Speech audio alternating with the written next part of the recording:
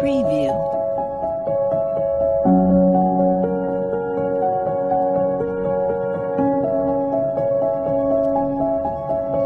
Preview.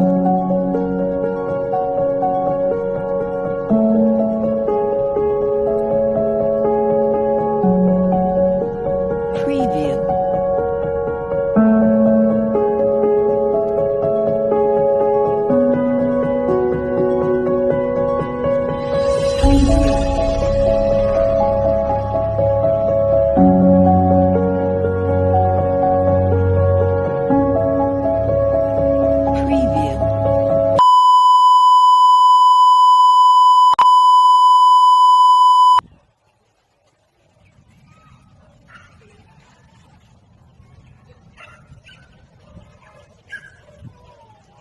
History is not a burden on the memory, but an illumination of the soul.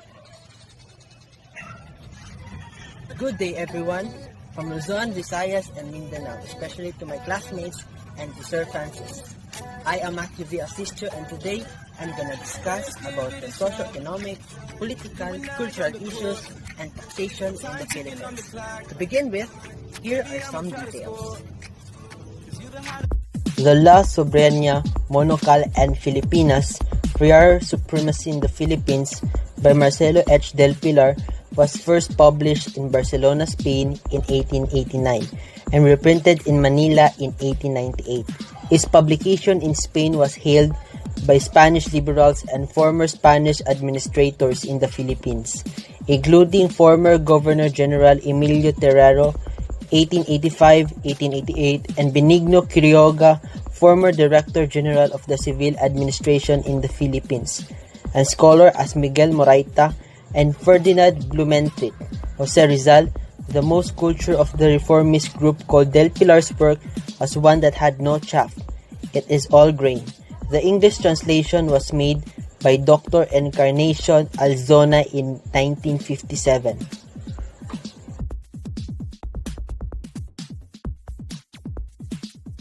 Now, let us proceed to the main topic, which is taxation during the Spanish period. But first, what is taxation? What is taxation? Taxation is a term for when a taxing authority, usually a government, levies or imposes a tax.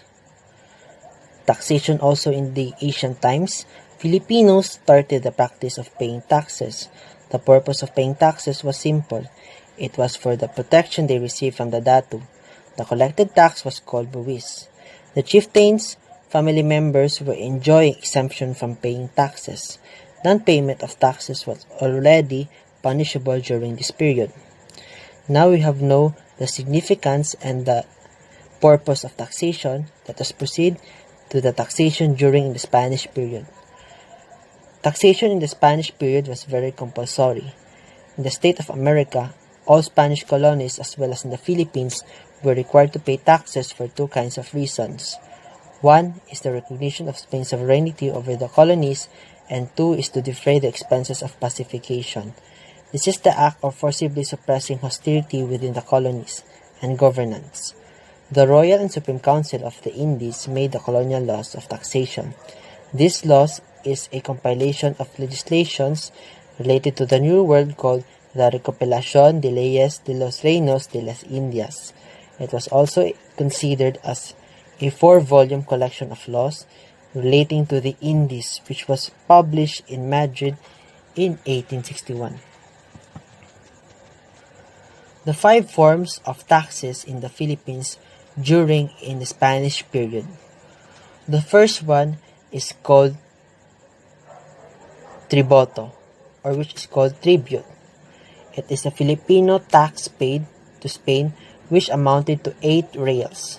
Those who were authorized to pay the tribute were 18 to 50 years old males, the carpenters, bricklayers, blacksmiths, tailors, and shoemakers, and town workers, such as those in road construction and those is public in nature. The second is sanctorum, was a tax of 3 reals. These were required for the cause of Christianization, including the construction of churches and the purchase of materials for religious celebrations. The third is the donativo. Donativo was a tax in the amount of half-real for the military campaign of the government against the Muslims. The amount of collected donativo was almost exclusively for the Spanish fort in Zamboanga. The fourth one is called Caja de Comunidad. It's a 1 real tax collected for the incurred expenses of the town in the construction of roads, repair of bridges, or the improvement of public buildings. The last one is called as Servicio Personal, or also called as the Polo Y Servicio. It is a forced labor during the Spanish period. All able-bodied males aged 16 to 60 years old were required to work in the construction of bridges, churches, and galleon ships, and were called polista. The polistas were later required only 15 days per year. The only exempted from Polo Y Servicio were the gobernadorcillo, cabeza de barangay, and other members of the Principalia.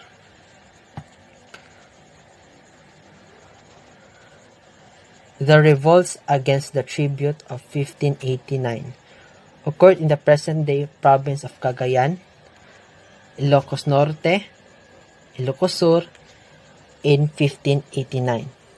The natives rose in the revolt over alleged abuses by tax collectors, including the collection of unjust taxes. The 6 tax collectors who arrived in Vigan were killed by the natives, and then Governor General Santiago de Vera sent Spanish-Filipino colonial troops to pacify the rebels. The rebels were pardoned in the end. Agustin Somoray Revolt, 1649-1650, started on June 1, 1649. In Palapag, in today's northern Samar, Somoray was a Waray native and have led his fellow workers who were under forced labor to revolt against the Spaniards. Agustin Somoray was later captured and executed in June 1650 that led to the eventual defeat of the revolts. During 1660, Don Francisco Maniago of Pampanga led the revolt initially caused by Kapampangans' protests against the tribute, forced labor, and rice exploitation.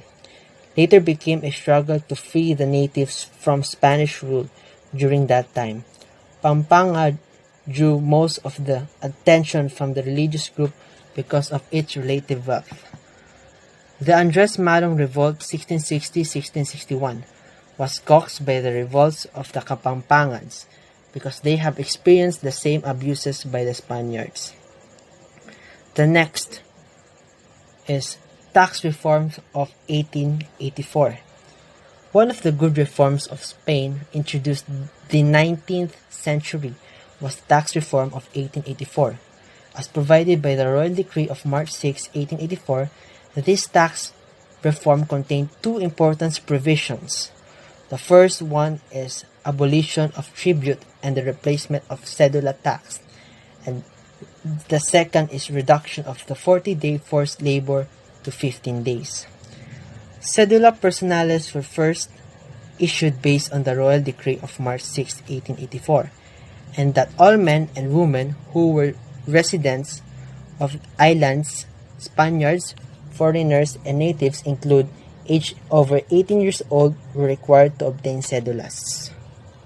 As a citizen, taxation is very important because we get our needs when we are talking to economic growth. Today, we used to get charges on citizens and business by means of aiming and sustaining economic growth in our society.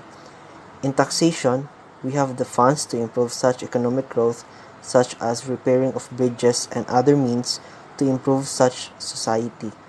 As a learner, it is important also to have a well-developed country to meet the qualification to be a country of a well-developed economic growth. Thank you for watching this video. I hope that you learned something. I am Matthew V. Asistio, and good day to everyone. Keep safe and stay at home.